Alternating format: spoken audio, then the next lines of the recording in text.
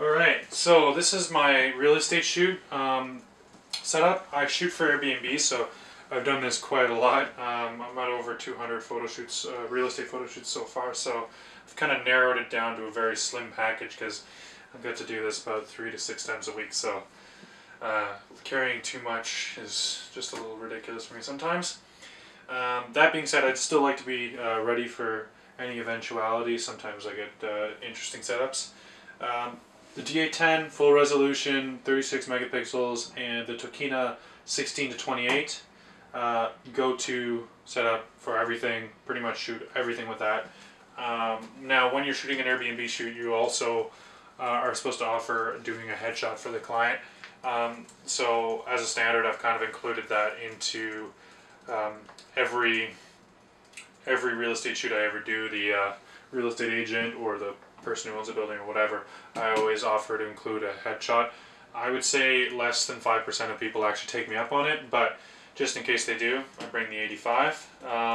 And usually I offer it at the end of the shoot, so I've had time to kind of warm up to them and coach them a little bit and talk to them a bit about my practice, a little bit more comfortable with me. Tripod, it's the carbon fiber South Korean special there, whatever it's called, with a ball head on it. Pretty standard, very light, very resilient. I've been using it for about 3 years now, and it's taken a beating. It's still running just fine. I do wish it could go a little bit higher. There are a few times where there's details that are kind of at eye level, and this thing's just short of that.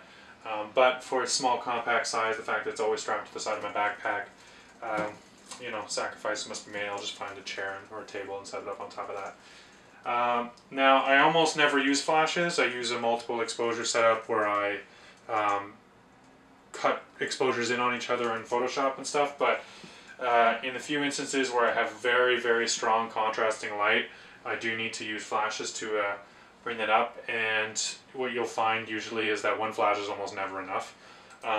So I bring 3, and I bring the Yongnuo transmitter setup with the Yongnuo 622N TX on top of the A10.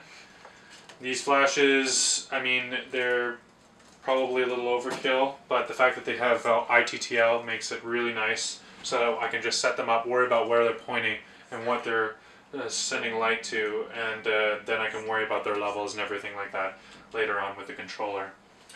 I bring one light stand only because I almost always have the client there to help me do this stuff, so bringing more than one light stand means I have to bring a separate bag. I can't fit the tripod and more than one light stand on this backpack. And I bike to a lot of my shoots, so for me, bringing a second bag is a little out of the question, and it means I have to walk or bus or drive, and I'd just rather not. The biking makes it a lot more economical. Yeah, so, and all of that again is in the in-case low profile city bag here too. Spare memory cards, spare batteries, you know, just be safe. Alright, that's it. If you have any questions, leave them in the comments. Thanks.